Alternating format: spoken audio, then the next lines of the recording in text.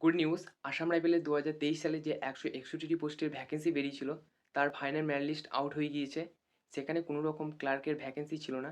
তো upcoming ২০২৪-এ Assam রাইফেলের ভ্যাকেন্সিতে ক্লার্কের vacancy অবশ্যই থাকবে বলে মনে করা হচ্ছে। তো যারা ক্লার্কের জন্য প্রিপারেশন নিচ্ছ, তারা জমিয়ে প্রিপারেশন করতে থাকো। আর এই ১৬১টি পোস্টের মধ্যে যারা সিলেকশন নিতে পেরেছো, তাদেরকে আমার তরফ থেকে কংগ্রাচুলেশন। আর যারা নিতে পারোনি, তারা নেক্সট ভ্যাকেন্সির জন্য তৈরি হয়ে যাও। খুব তাড়াতাড়ি ভ্যাকেন্সি আসতে চলেছে। তো আমি সেই সব ক্যান্ডিডেটদের নামগুলো দেখাচ্ছি যারা সিলেকশন নিতে পেরেছো। তো ২০২৩ সালে আসাম রাইফেলের যে ১৬১টি ভ্যাকেন্সি বেরিয়েছিল, তার ফাইনাল মেরিট লিস্ট ২১শে ফেব্রুয়ারি ২০২৪-এ আউট হয়েছে। সেখানে ১৬১ জনের মধ্যে টোটাল ১০০ জন ক্যান্ডিডেট সিলেক্টেড হয়েছে।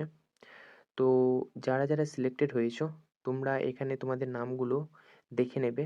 কারণ আমি যদি নামগুলো এখন পরপর বলতে থাকি, তো আমার ভিডিওটা অনেকটা বড় হয়ে যাবে।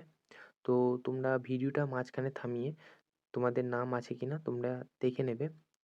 আর যারা সিলেক্টেড হওনি, তারা আবার পুনরায় প্রিপারেশন নিতে শুরু করো। কারণ নতুন ভ্যাকেন্সি খুব তাড়াতাড়ি আসতে চলেছে।